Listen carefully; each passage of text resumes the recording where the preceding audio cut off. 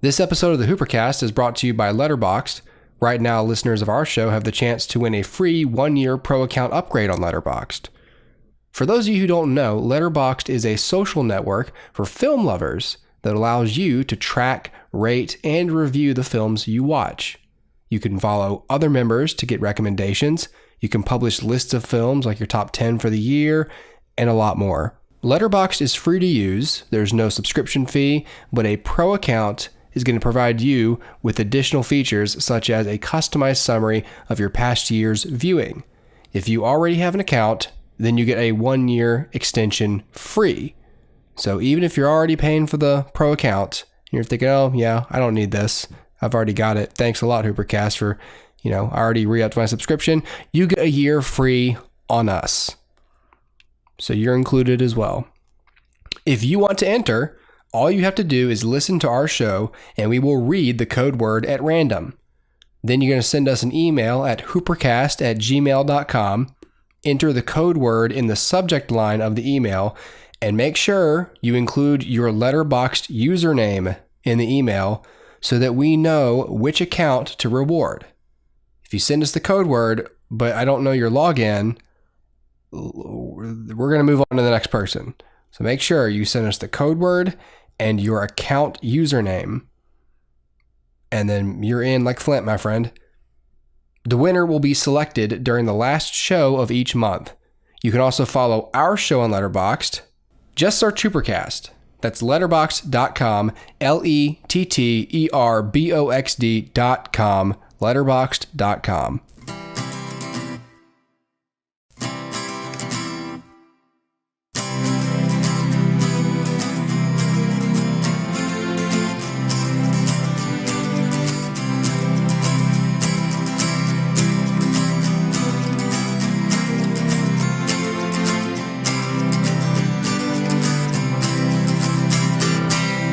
And you're damn right, everybody. It is, it might be a holiday today, but it's definitely June 1st. But, right. That's how that goes. There It is go. I, Hooper. It is he, Dustin. And it is we, the HooperCast. Hello, Dustin. Hello, Hooper. How are you? You like that little ditty? Yeah. That was nice. That was nice. That was well I done. figured 6 years on the pod, we ought to start finding, turn of phrases Yeah, find our groove. to turn. Right, sure. If you're listening to us on SoundCloud, there is a way to get the show a little bit sooner. You can donate to the show, support us on patreon.com/HooperCast. You get the show and possibly the video version on the first week it's released. But if you're fine hanging out on SoundCloud for free right now, that's cool too. Less cool, but still fine. I get it. Right. Dustin gets it. We all get it. Yeah. Yeah, we get it. So yeah, patreon.com/HooperCast. If you want to know what we look like, if you want to see the video version of the show, which I think is pretty great, Totally. check us out on Patreon and click that whatever the button says, probably donate or become a patron, I think is what it says. Right. And there's actually a way, Dustin, too. They don't have to come for any of the perks on Patreon. They could donate $2, get the downloadable MP3s. They can do $3 and get their questions answered on the show. They could do $5 and get the video version of the show and those perks. But there is an option just to support the HooperCast, and you can give us $1 a month. Hey, there you go. If you're not interested in perks, but you just want to support the show, Right. or a $1 friend, a month. yeah, It's easy enough. easy enough. So patreon.com/HooperCast, and that's where you find us. Yeah, totally. So also today we're talking about some pretty cool kung fu stuff, or I guess it's karate. God, that was so stupid to say. That's a dumb thing for me to say. Two totally separate things, man. You can tell that I've never seen the original Karate Kid film or Cobra Kai, There you go. but that's okay because Dustin's here, Right. and he would I'm never here. have made that mistake. I might have a week ago. Yeah. Yeah. Well, tell me about Cobra Kai, Dustin, because when I saw the trailer for this thing, Yeah. I thought it was a joke. I thought it was like Right. some Jimmy Kimmel something. Exactly. You know? So here's the deal. For those of you who don't know, Cobra Kai is a new YouTube Red TV show. If you want to call it TV show, it's obviously web streaming. I'm so lost on what to call these days. I say that I say TV show for shows that are on Netflix. I mean, it is. I mean, I guess you watched it on TV, although I did watch this on my computer. So anyway, Yeah, splitting hairs. there's no way to know. A series. Right. It is a series. It is a serialized grouping of short films. Yes. Let's call it that. Yep. Cobra Kai picks up 34 years after the original Karate Kid film. It continues the saga of the Karate Kid through this 10-part essentially movie that was released on YouTube Red. So you're right. It looks like a joke trailer, and I think that may be partially due to the way the series is shot and the way that maybe its tone plays itself out. It is created by three guys, John Hurwitz, Hayden Schlossberg, and Josh Held, who you might know from making things like Harold and Kumar, as well as Hot Tub Time Machine. So these are guys who are well versed in comedy. So the fact that is sort of the vibe you get from watching the trailer isn't super surprising. Yeah. But yeah, so let me back up a little bit, tell you guys my history with this. So the reason I said like a week ago I might have made that same mistake is because about a week ago I realized, hey, Cobra Kai's out. It's getting good reviews. I want to check it out, but I've never seen any of the Karate Kid movies. So I saw the Hulu. Jaden Smith movie. I saw the remake. Did you? I didn't see that. I did not see that. I've not seen the original one, but I saw the Jackie Chan, Jaden Smith one. I think the only thing I had seen was maybe like part of the first one, like on TV maybe, and then they did one called The Next Karate Kid, which starred Hilary Swank. Yeah. And I think I saw that on Disney Channel one time when I was little. So my knowledge of the Karate Kid movies completely basically nothing. I knew Wax On, Wax Off. That was it. See, it had become such a staple of pop culture. I just as the years went on, I felt less and less. Like enticed I needed to see it. Exactly. Like Sweep the Leg, I was like, all right, this is just me one of those movies where I wait for the catchphrase to happen, and it's the unfortunate side effect of not seeing a classic film when you're younger. Which I'll say, like something like Sweep the Leg, I think it's said like once in the film, and it's a really like it's such an obscure line. I don't know how that became a big thing. Like it's just a line of dialogue. It's not like something memorable or even delivered in a way that would make it like stand out. So anyway, yeah, so a week ago I decided to embark on the journey of watching these films. So they're all on Hulu, and I think the first one is on Amazon Prime. So if that's what you have, you can still check out the first one there. So you can actually do what I did and binge watch all three films right in a row, and then roll straight into a free trial of YouTube Red, and which is exactly what I did. Yep. Watched all 10 episodes of Cobra Kai. So I did my fair share of karate, time right in 1 week. And you know what? I really don't regret it at all. Karate Kid, it's an old movie, so I won't bother reviewing it, except to say it's sort of the kid version of Rocky. Like it's something that I think kids would relate to really well, and that's not to say it's a bad movie, but I do think it's a kid's movie. Mm-hmm. The Karate Kid 2 tried to I guess continue the story, and so, but naturally you kind of have that point where you're like, yeah, but what do we really do? Like if the first one's about this kid who's bullied constantly entering this tournament to basically beat the bullies, what could the second one possibly be about? So they take their trip. The whole movie's set in like Okinawa, so it's like this whole separate thing. Then the third film, they come back to California. They do their whole thing there, and they essentially rehash the first film in the third film. So it's again another tournament and that sort of thing. The movies are really great. Like I said, I won't review them, but they really, really hinge on the relationship between Mr. Miyagi, played by Pat Morita, and Daniel LaRusso, played by Ralph Macchio. So naturally, after having watched those three movies, there was a little bit of trepidation going into Cobra Kai, knowing that Pat Morita has passed away, so he would not be, sort of a linchpin of this new series. So they were going to have to figure out some way way to continue the story and do it in a way that doesn't feel like completely different, because really it was that Mr. Miyagi character that anchored the film. The Karate Kid was obviously the titular character, but he wasn't really like, first of all, he's not the most memorable of the movie. That goes to Mr. Miyagi. But also, he doesn't have like the wisdom, and like the whole heart and soul of the movie comes from Mr. Miyagi. So the fact that he was gone was going to be a little weird. And then, of course, you have the strange thing that this Karate Kid is not a kid. In Cobra Kai, Ralph Macchio returns to play Daniel LaRusso, but he's middle-aged. I mean, he is the karate adult. So where do we go from here? And so in a way, I can't help but compare it to something like Fuller House or Girl Meets World, in that it's a sort of this revitalization of an old franchise with the original cast.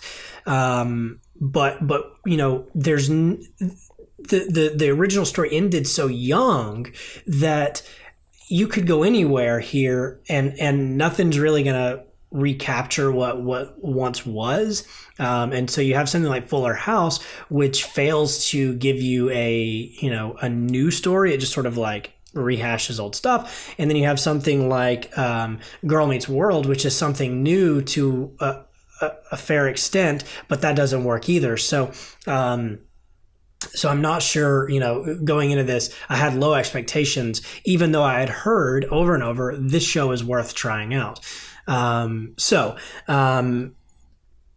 hate to jump into spoilers of The Karate Kid, because that movie is, 34 years old, but I will. So if you haven't seen it, I'm sorry. But in the first Karate Kid, Daniel LaRusso, of course, wins his tournament, and, bests the bully that had, tortured him all year long at school.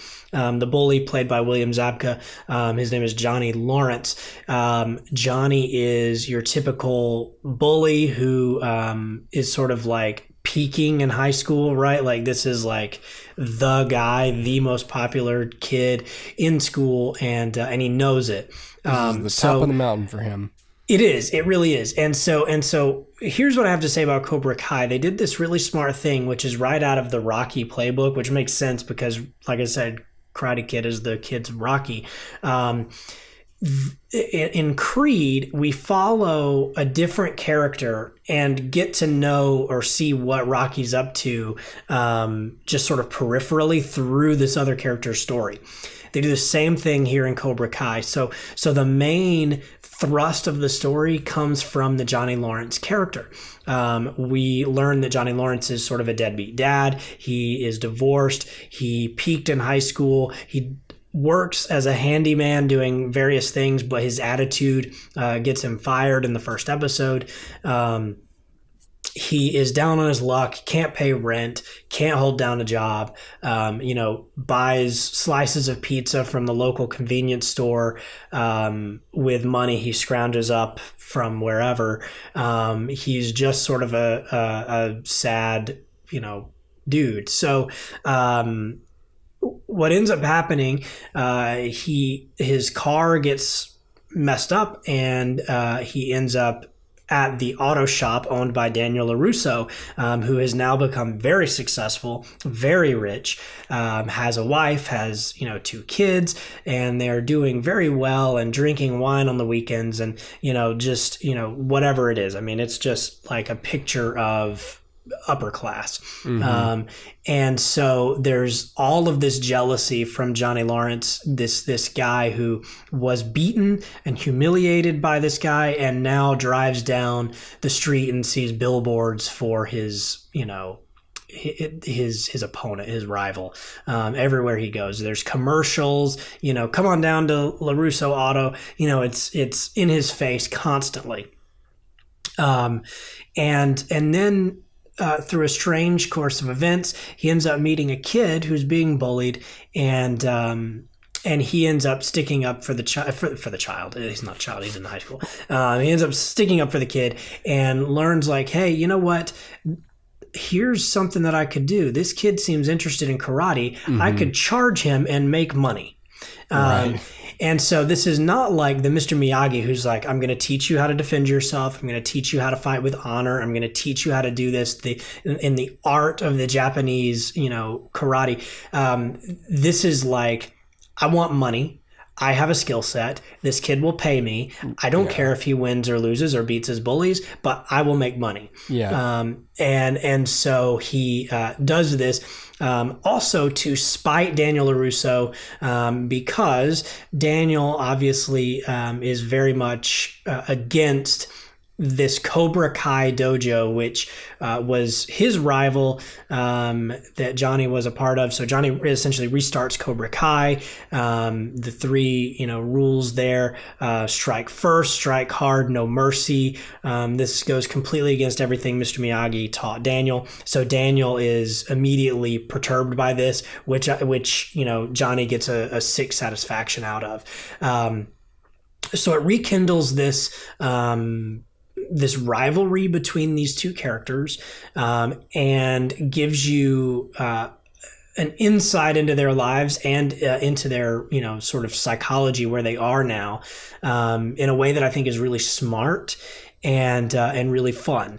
And it sort of twists a lot of formulas here. So if the first Karate Kid is about a kid who is bullied constantly and overcomes those who bully him, this is a story about a guy who is bullied, right? So this is the kid that Johnny's training, this kid who's being bullied, who will, through Johnny's instruction, become the bully. So in a weird way, we're following two antagonists who we will watch, sort of torment the character that we have rooted for all these years. But in a weird way, we're almost seeing him in an unflattering light now. And it's just, it's a really cool reversal of everything. And so when it comes down to it, again, I don't want to spoil anything for Cobra Kai, but when it comes down to, the climax of the 10 episodes, you almost don't know who to root for. Obviously Daniel, right? Because he's the guy that we've rooted for this whole time. But also Johnny, because even though we hated Johnny, now we're sympathetic to him and we want him to kind of redeem himself. But if he redeems himself, then he's using the exact karate that Mr. Miyagi taught Daniel, and by extension, we, the audience, shouldn't be tolerated. And so it's this weird conundrum that we find ourselves in, of who to root for and who we really want to win. Is it actually going to be better in the long run, character-wise, to see Johnny win, or is it going to be better character-wise to see Daniel win? And so it's a really cool reversal. What I will say, the show is written very smartly. It knows what it's doing. There are times it feels a little bit like a web series. There are times where it feels a little under budget, or maybe a little cheap. A little cheap, yeah. But it's not so distracting that you're gonna hate it. You may just pick up on it every now and then. The acting is superb. Everybody does really, really well. And when you're dealing with kids, it can be a mixed bag. And so, but I felt like everybody kind of caught their groove very early on, understood their characters, and these newcomers, these kids, are actually really very interesting.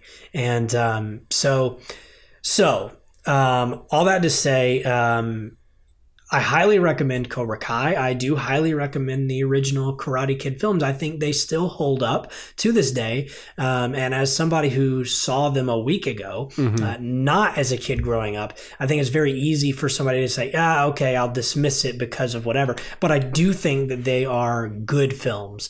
I do not think they're a waste of time, and I do not think that they are only for kids. So I do think that if you, random 30-year-old listener, want to see these films, I think they're worth your time. And I think Cobra Kai, which is more adult in its content than any of the Karate Kid films, this will be right up your alley. So really, I hate to use this as an example, but you know how like Harry Potter starts young and the kids are young and it's a kid's movie. And then by the time you get to Deathly Hallows Part 2, it's like, crap, like this is actually a pretty intense film. Mature, like this, yeah. Yeah, this is mature. Cobra Kai is the Deathly Hallows. It has matured. And I could see this on something like an AMC. This is not network television level. This is, in terms of its writing, in terms of its acting, in terms of its pacing, in terms of its plot, this is an AMC show.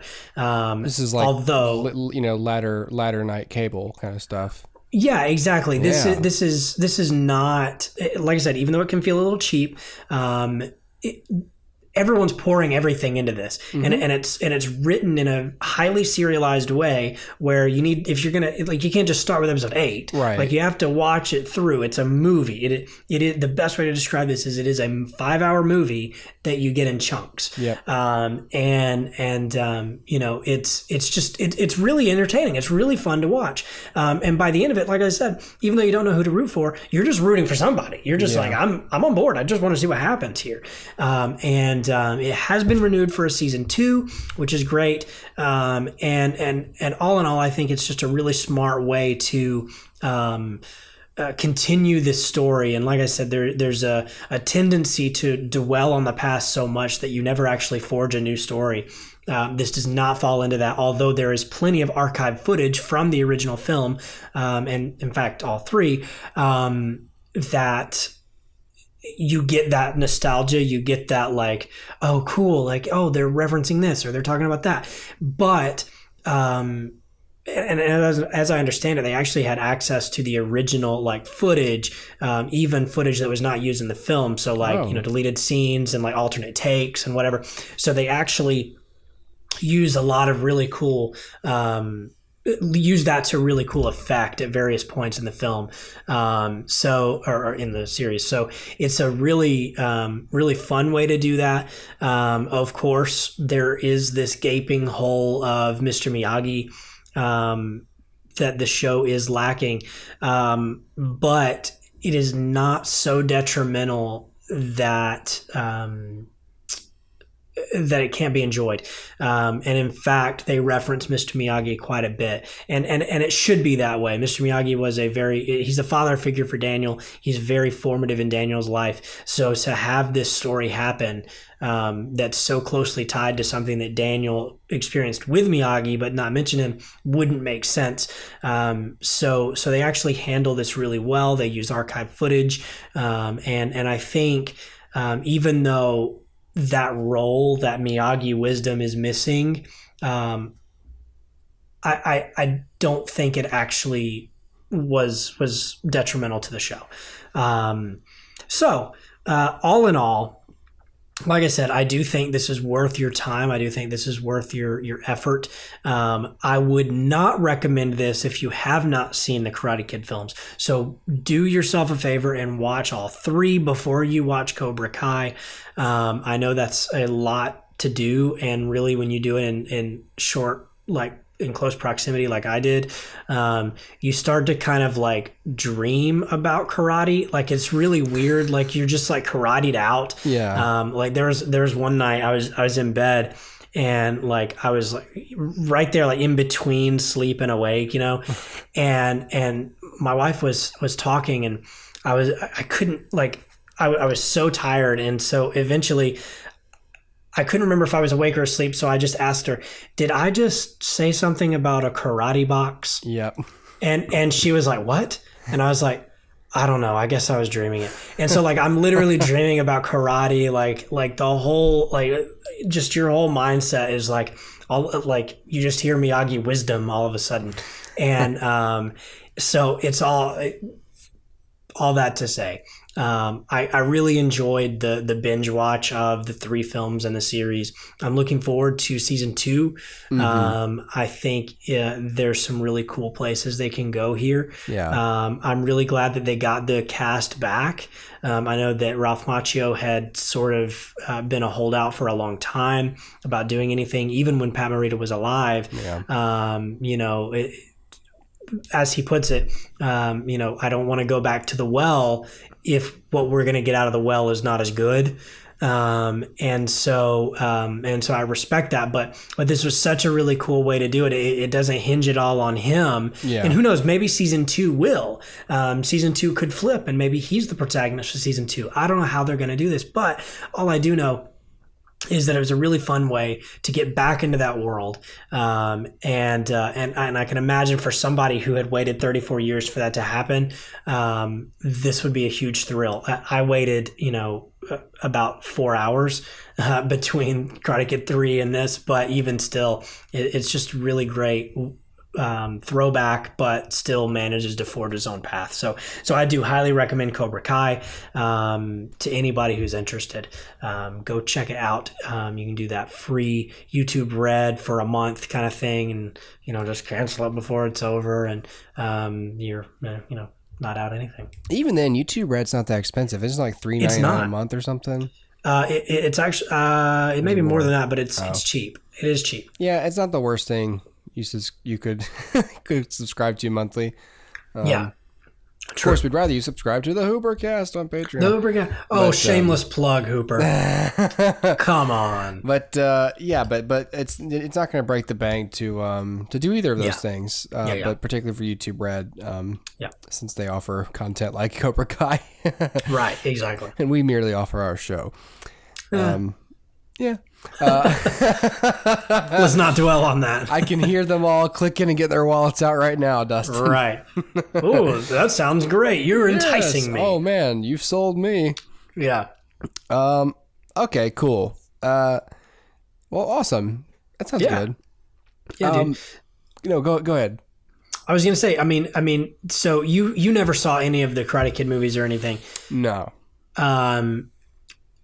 Do you think that that it's something that you would enjoy? I mean, it being like Rocky, like what did you think about Rocky? What do you think about, the whole thing?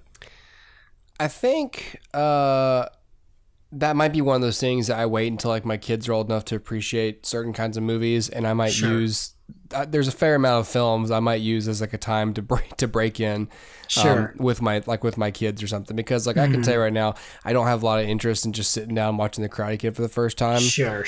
But I think if it got to the point where I'm trying to show my kids movies and that's a classic, it's like, oh, by the way, I haven't seen this either. So, but everyone says it's good, So I'm sort of holding that for another few years, and then I'm just going to put it in that batch. Yeah, I'd say totally. When your youngest is 10 or so. Yeah. I think that's like the prime time to like bust out the karate gis and the black belts and the headbands and bonsai trees and go at it. Well, that's on YouTube Red, Cobra Kai. 10 episodes, you said? 10 episodes. 10 episodes. All right. Yeah.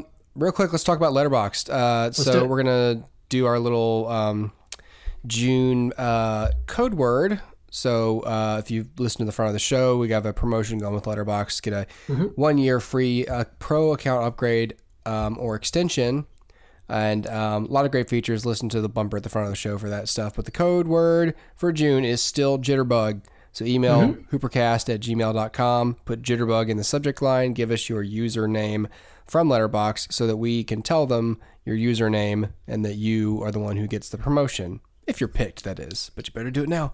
Do it right now. Do it now. Now. Anyway, letterboxd.com, letterboxd.com. Yeah. All right. I want to put a quick little thing on the end of the show here while we're talking about TV. I wanted to talk real quick about Atlanta because I've never spoken about it on the show, and I've just finished the second season. I think it actually finished. I think the season wrapped up, I think, on May 11th. So I wasn't too far behind the end of the show, but I had a lot of catch up to do. So I watched the second season on the Fox Now app or FX Now, whatever. I think they combined them. Yeah. But anyway, it's a show on FX. So this was 2 seasons, and this is Donald Glover's show. You know who Donald Glover is, I'm sure a lot of people out there do. So anyway, the show is of course about him as this character Ern, who is managing his cousin, who is a rapper, in Atlanta, and it's really kind of about his story, Paperboy, Al's story, Darius, this group of characters who are each having their own little journeys through either life with each other or the music industry. I don't want to say too much about it because I don't want to get specific about any sort of storyline or plot point. But I think this show is great. It's really what's different about it. For like a show that's essentially a comedy. Maybe it's not. I don't know. It's obviously got funny parts. Like the show is immensely entertaining to watch. The writing is so good, but the show is really heady and philosophical, but also really entertaining on a dramatic level. There's some serious stuff that happens. There's serious statements being made through the episodes themselves, and it really is a thinker of a show, and I think that's really cool to be able to pull it off to sell that to an audience. The characters are really complex and compelling, and their stories are too. And the second season really became more of like an anthology than the first one was. The first season was pretty straightforward. One or two, you'd get a couple episodes. I can't remember the name of the episode, but there's one episode that took place entirely on like a black sort of talk show entertainment kind of channel like episode. Like it looked like just like a half hour episode of some show that you're watching within the show. Complete with like fake commercials that Donald Glover and the team, made, including a really funny animated one, where this wolf is beaten by the police. It's great. And so there's really creative ideas like that happening. And then you have that taken to a new level. There's an episode of this season where Darius goes to this house out in the sticks to pick up this piano he bought on Craigslist or something, and the owner is like this Michael Jackson-esque like shut-in, and it's actually played by Donald Glover, and he's creepy. He's in like whiteface. He looks like all jacked up. He's clearly seriously psychologically damaged. His disfigured brother lives somewhere in the house. Yeah, he's talking about like old like musicians, and it's so unsettling, and it's such a strange episode, but it's so good. It's nuts. The show is great. Kudos to Donald Glover and this very talented cast of writers, because I really enjoy Atlanta. I think if the social messages in it are certainly, strongly made and pretty artistically done without being terribly preachy. Everything they do is in pretty clear context. And so I think there's a lot that the show does on that front. And I think that just on a purely entertaining level, it's something I can't wait for season 3. I really do like the show a lot. Awesome. Yeah, dude, Donald Glover is on fire right now. That guy is king of the world right now. He is. I think that This Is America, that might have dropped like a day or two before the finale of this season. Yeah. So Donald Glover's on fire. So anyway, Atlanta, I would give the show, I gave my notes say the season 2, but I would give the show 4.5 stars.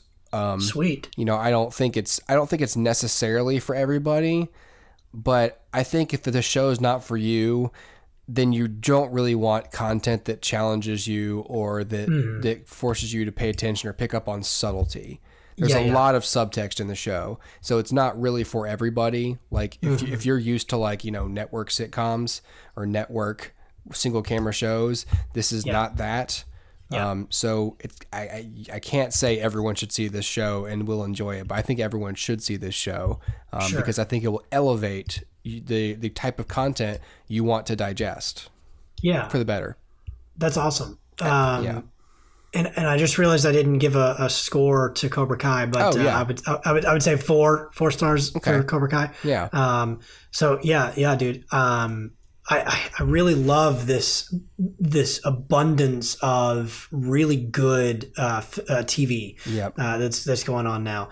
Atlanta is on my list. I have not seen any of it yet, which is weird considering where I live. But But yeah, it's totally on the list. I'm gonna check that out anytime because it is available on Hulu, correct? I don't know actually. I just Okay. It's just one of those shows I happened to catch on to as it was airing. It doesn't happen very much for me, so I've always been able to watch it while it's on the air. Gotcha. Okay. So yeah, I'm sure it's some. Well, hell, if this Disney deal goes through, you'll find it on Disney streaming site. Right. Exactly. Because it'll be one of many cool things Disney now owns. Although I saw Disney that, owning that is really weird. It is really weird. But I heard that Comcast made like a strong play for Fox now, so I don't know what's supposed to happen with that. And there's some weird stuff going on. God, whatever. Yeah.